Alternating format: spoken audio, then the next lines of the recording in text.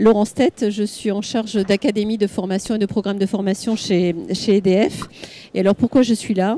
Parce que nous avons fait une très belle expérience de reconversion vers un métier dont je vais parler avec Global Knowledge qui m'a invité donc à faire part de ce joli partenariat et de cette belle expérience. Alors c'est moi qui est Elisabeth. Alors bon, je vais vous faire grâce de la présentation d'EDF. Je pense que personne n'a raté ça dans la presse et tout le monde doit savoir à peu près de quoi il s'agit. Donc si, juste peut-être 3 mots importants, parce que ça explique aussi tout ce que l'on met en œuvre. 230 métiers à EDF et 160 000 collaborateurs. Donc, et des collaborateurs qui restent dans le temps. C'est 2 données importantes qui justifient ce que l'on a mis en œuvre comme expérience. Alors justement, je vais quand même prendre un peu mes antisèches. Si je reprends la genèse du projet, en 2018, comme toutes les grosses entreprises, on se trouve face à des évolutions importantes des métiers. Alors, liées pour ma grande partie à la digitalisation, mais pas que. Et donc, besoin de faire évoluer nos métiers de façon très très importante. On se retrouve avec des métiers qui émergent. Alors, tous les métiers de l'IT n'émergent pas, mais il y en a quand même beaucoup qui émergent. Alors, tous les métiers de la data, tous les métiers de la cyber et d'autres. Et puis, on se retrouve aussi avec des difficultés de recrutement sur le marché, comme tout le monde, justement parce que ces métiers émergents appellent beaucoup de monde. Et donc, il y a beaucoup de demandes. Et puis, en plus, il y a une priorité pour EDF qui est de dire on a quand même beaucoup de gens à l'interne et priorisons les emplois internes et la mobilité interne. Et c'est comme ça que l'on arrive à une évidence. Tous ces métiers qui disparaissent, on a des gens en redéploiement. On a des besoins, et donc on va commencer à parler reconversion. C'est pour nous une évidence. Alors après, la troisième évidence, c'est que on a 500 voire 800 personnes par an à redéployer. On ne va pas faire de la reconversion one par one. Donc on s'est dit, il faut que l'on essaye de trouver des métiers qui ont des forts appels, des forts besoins, et que l'on essaye de raisonner en promotion entière de reconversion. Et c'est comme ça qu'est né le projet. Donc, il faut choisir le métier. Dans les métiers qui sont émergents et qui appellent beaucoup de monde, il y a le métier de data analyst. Et le métier de data analyst a cette particularité d'être présent. On a besoin de data analyst dans tous les métiers de l'entreprise. C'est-à-dire qu'on soit dans la compta, que l'on soit dans le nucléaire, que l'on soit dans l'hydraulique, que l'on soit même dans les RH. On a besoin de data analyst. Donc, c'était quelque chose qui émergeait. On n'en avait pas pléthore au sein d'EDF et on en avait besoin de véritablement beaucoup. Donc, choix de ce métier, le métier de data analyst.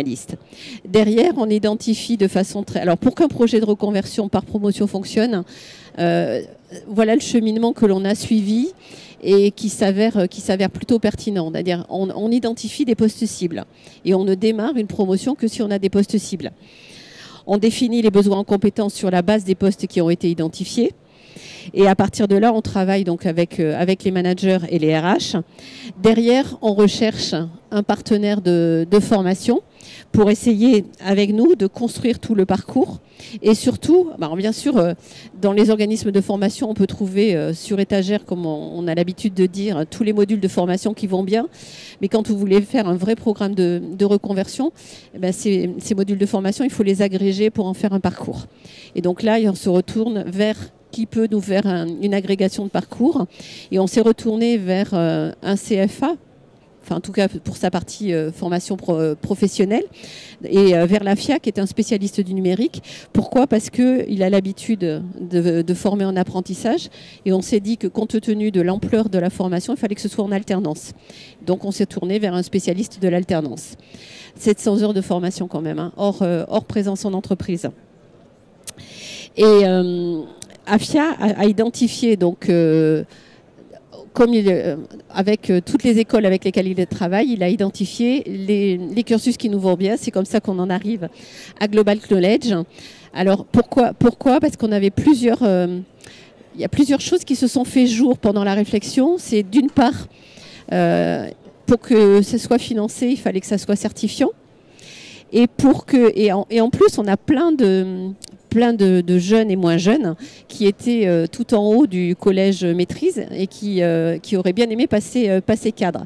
Et pour ça, il fallait que la formation elle soit certifiante de niveau Bac+5 pour valider le niveau cadre. Et donc, deux exigences qui faisaient qu'on voulait une certification.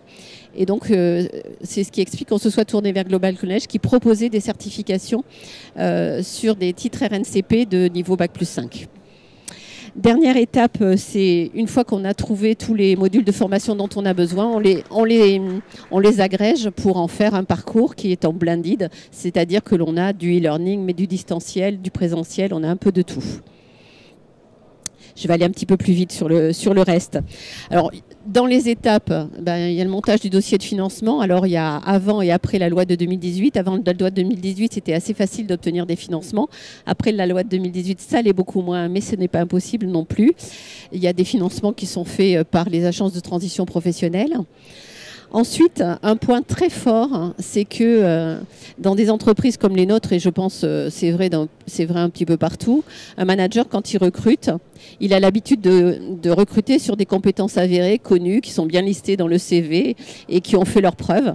Et là, on leur dit, vous allez recruter quelqu'un qui est en devenir et dont les compétences sont en devenir. Et il faut que vous fassiez confiance, d'une part, au fait que le salarié il est capable de les acquérir et d'autre part, que la formation va bien lui donner tout ce dont il a besoin et que vous, manager, vous souhaitez qu'il ait. Donc ça, c'est un changement culturel profond au sein d'une entreprise. Autre point, la sélection des candidats. Alors ça, c'est une sélection, on l'a faite avec Global College. Pourquoi ? Parce que pour réussir à atteindre le niveau de la certification, il y avait quand même quelques petits prérequis déjà dans le CV, mais en plus, c'est-à-dire soit le candidat avait le niveau de diplôme requis qui est un niveau Bac+3, soit il le faisait en reconnaissance des acquis.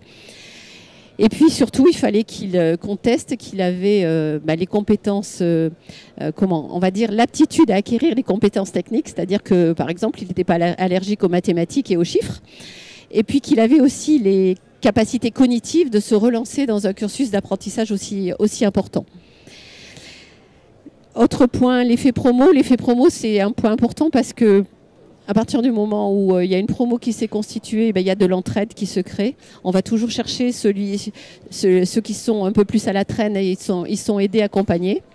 Et puis dernier point qui a été important, c'est quelqu'un qui nous fait justement tout le suivi de la promo et qui fait le lien entre l'entreprise et les formateurs. Alors 2 ans après, on a quand même fait 3 promotions, on a formé 40 personnes. Alors vous allez dire à l'échelle d'EDF, c'est pas monstrueux, mais 40 redéploiements, enfin 40 reconversions, c'est pas neutre. Et puis au final, qu'est-ce qu'on s'est rendu compte? Parce qu'on avait des managers qui nous disaient, oui, mais si vous leur offrez la certification, ils vont aller voir à l'extérieur. Eh bien, c'est vrai pour 1 sur 40, ce qui n'est pas beaucoup. Après, il y en a 2 qui ont changé de métier parce qu'ils se sont rendus compte que c'était pas forcément leur... Ils n'avaient pas une appétence aussi importante, mais par contre, on se rend compte que tous les autres, ils ont poursuivi dans le métier, voire progressé dans le métier. Et alors après, la suite, une fois qu'on a fait 3 promotions, on n'a plus suffisamment de postes pour dire je lance des promotions, donc on a réfléchi à faire évoluer le cursus pour qu'il puisse continuer d'exister et qu'on puisse y inscrire des gens au fil de l'eau, et pas forcément en promo, mais en inter-entreprise. Enfin, en promo aussi, mais en inter-entreprise. Donc voilà, une très très belle expérience. Alors, ce sont eux qui en parlent le mieux. Effectivement, je ne vais pas vous lire tous les verbatim des sondages de nos stagiaires, mais cette formation a indiscutablement donné un nouvel élan à mon parcours professionnel. Et il y en a même un il a dit, même si je n'avais pas eu ça, j'aurais peut-être démissionné pour faire autre chose. Et donc, si je fais un petit récap, pour que ça fonctionne, ce genre d'expérience en entreprise, un métier dont l'entreprise a besoin, en nombre. Après, des tests pour s'assurer que les candidats sont vraiment capables de s'engager dans un tel cursus. Une communication hyper importante justement pour appeler du candidat.